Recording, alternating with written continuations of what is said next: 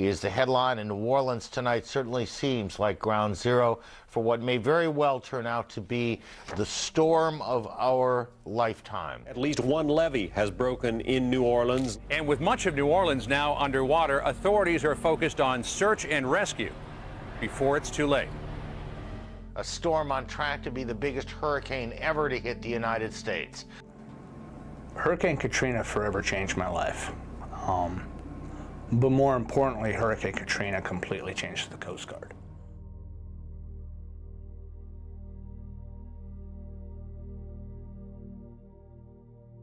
We, as in the Coast Guard, found out that we were capable of operations that never, ever occurred, ever. Because of the magnitude of the event and the number of people that were out there that needed help, we weren't really given any direction except for just go out there and find people. It was like, the problem's over there, go solve a problem. And we weren't told to go to this place and go do this thing. You were just told to go over there and do your thing. And the aircraft commander is the one that was making decisions on this is where we're gonna go, or this is where we're gonna go. We're sitting in the door and like, there's another family over there, let's go get them. And the helicopter stops and you go over there and get them. And today we do grid searches and patterns. We had none of that. We weren't prepared. We had no idea that this was going to come. You know, today we've got the assets, we've got the plans, we're tried and true now. But back then it was winging it. It was, we're going here, you go here, and we'll meet back up here whenever. I think you don't realize how big your hometown is until it's just you and 3 other people trying to check every house. We were writing the playbook. It's different. It's different from a normal search and rescue case because we're fighting for our lives too, because we're right in the thick of it, and you know we're no better off than the people are that we're rescuing. So we were right there, and we were making those. We weren't afraid to make decisions. Nobody that was out there got trained to operate in the environment we were operating in. We were trained to pick people up off of boats, out of the water, maybe out of a clearing in the land, but none of us were trained to pick people up off of roofs, to pick people up out of windows, off of covered balconies. All these things had to be kind of figured out on the fly. So not only are we, you know, the Coast Guard is a very resourceful bunch of people too, and we just get the job done. We figure out a way to do it. I just remember that like informal debrief and all of us sharing our stories, and never animosity.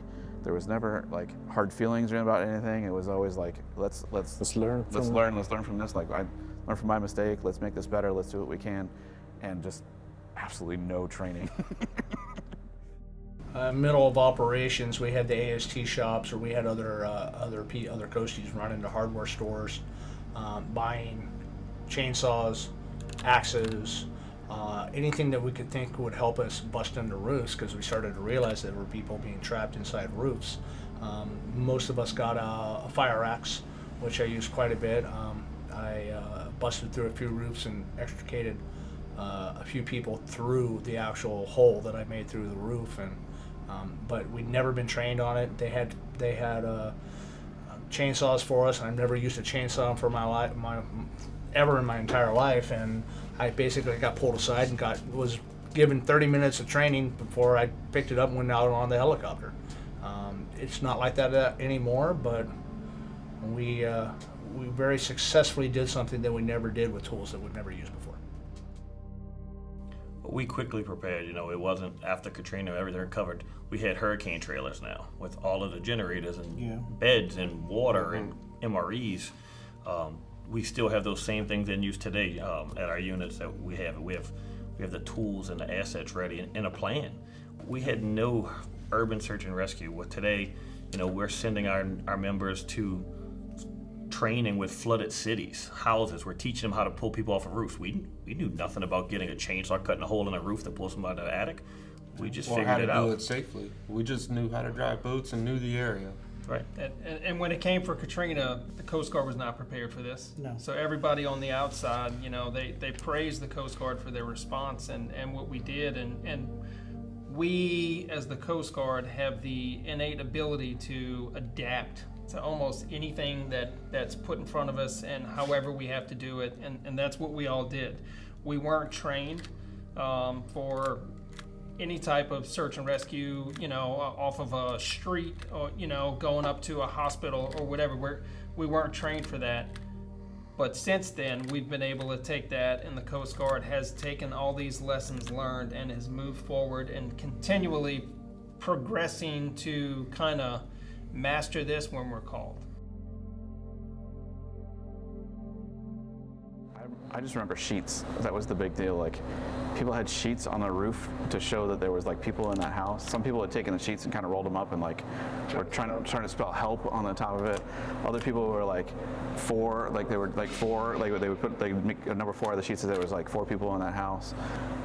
It seemed like never ending. Like, it seemed like it was something was unsurmountable. There were so many sheets, and there was so like this, and we're talking about miles and miles of territory that was underwater. Like, you saw their rooftops and a little bit of their house, and then like a sheet sitting on top, and you had no idea what was going on down there, but there was thousands of sheets. So where do you start? Like, is there a system to this? And there wasn't a system, right? It was just like, whatever you make eye contact with, we're going there, we're going there, we're going there. We're going there because there's a helicopter here already, so you're gonna skip one, and you're gonna go to that one instead. It was a little overwhelming because it felt good to be helping as many people as you can, but it just felt like there was no end to the people that were in need of help. I do have a very vivid memory of, it felt like it was just us for a little while, and then boat forces showed up, and you started seeing the boat forces go into the neighborhood, and I felt like a great relief that the boat forces had showed up. You started seeing airboats, which I didn't even know the Coast Guard had airboats. But you started seeing Coast Guard airboats going through the streets. You started the boat forces going through the streets. And you knew that the people that you weren't going to get were going to be taken care of by somebody else. When we're done rescuing, it's not like we got to go home and sleep in our own house or anything. We're here. And the only building that had air conditioning was the admin building. So we were hot racking it. You know, whenever you weren't flying, if you weren't working, you'd go find a mattress. We put them on the conference room you guys were at earlier. And if there was a space open, you'd sleep there.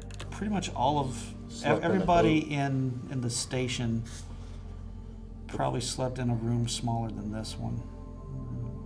People were sleeping in the back of vehicles. In the truck beds. People brought tents. People brought tents, and you know, something else is, when a lot of us came back, we only had what we had with us. So that may have been one uniform. So you're wearing one uniform for days and days and days. It's muddy, it's wet, and that's all you have.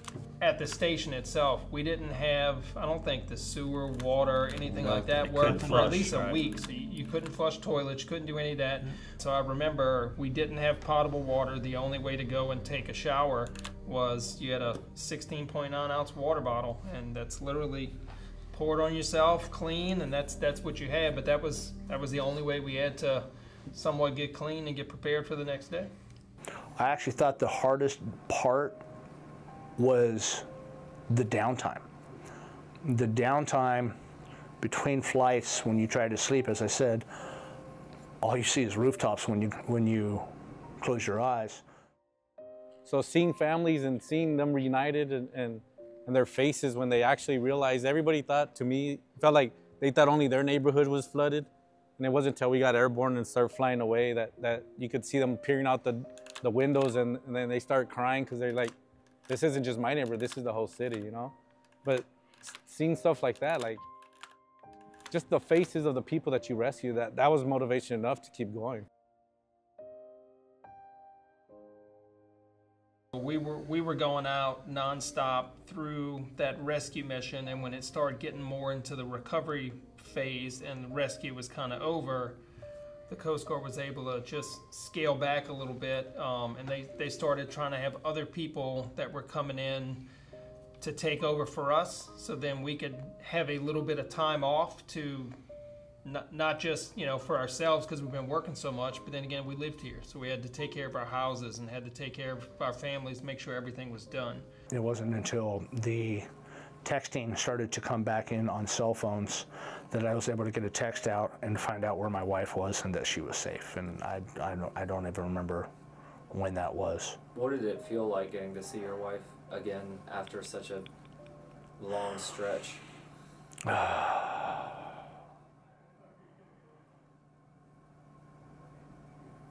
You remember when you were a kid and you walked downstairs Christmas morning and you saw the tree and the gifts? That's nothing compared to what I felt when I saw her. Sorry.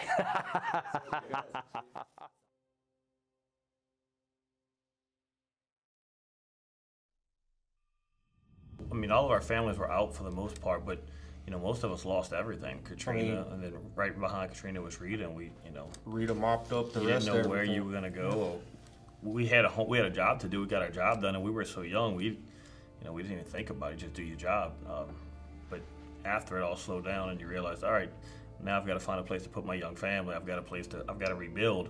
What are we gonna do? And you know, I don't think any of us was ready for that. I think over 3/4 of the station lost their home, or cars, had to relocate. Everyone that left their vehicles lost them. They were in a pile in the corner. It was an experience that, you know, obviously sucked for all of us going through it and losing all our stuff, but it's also one that I don't think, you know, we would trade for anything. I think it was a defining moment, and I know for sure my career, probably everybody. Definitely all of ours, I'd say. I mean, there was no more. I'm coming up on my 4 years. I'm going to get out. Well, here we are 23 years later, and we're still doing it. And that's thanks to the crew that we had. Yeah. That crew, I would take that crew anywhere. The rescues I did during Hurricane Katrina was the vast majority of the rescues I did in my entire career. And just to be a part of something that was that big and that had that much attention, it's very satisfying and yeah, like I said, a source of great pride for me. I use this term frequently, in that I joined the Coast Guard for 4 years, 23 years ago. During my first go-around was Katrina, and you felt like you were part of something major, and it became, for lack of a better term, addicting. Like I knew what this service was about after that, and I knew that this was the place for me. Like as we were picking people off at the roof, and we were actually rescuing people and not just training to rescue people, I knew that I found my niche. And I credit Katrina for one of the major reasons that I have stayed in the Coast Guard this long and continue to fly and pass my knowledge down to the young guys as an instructor still to this day, so that those guys can have the experience, like learn from my experience, and here's what I learned along the way, and this is what you guys need to know to do this mission. I always tell my friends and family that ask me about it, like, if I could have my way, Katrina would have never happened, you know, but unfortunately it did, and the only thing, I'm just glad I was able to be there to help people. You know, like, nobody wishes this on anybody, but if you can help it in whatever little manner you can, whether it's in the back or in the front, like we were saying earlier, like it takes way more people than just the people that are on the news, you know, the pilots and the flight mechs and the rescue swimmers. There's a lot of people behind scenes that are doing a lot of great things. 20 years later, how does it feel to be part of the rescue here in New Orleans? We just did our job. Yeah. I think that's the, you'll find that across the Coast Guard even to this day. If you ask any Coast Guard member when they do something, just as Camp Mystic last week, you know, with the AST-3, he said he just did his job, and that's exactly what we all did. We just did our job. Anyone else put in that situation, they would have did the same thing that we did. That was, he told us to do it, and we went and do it.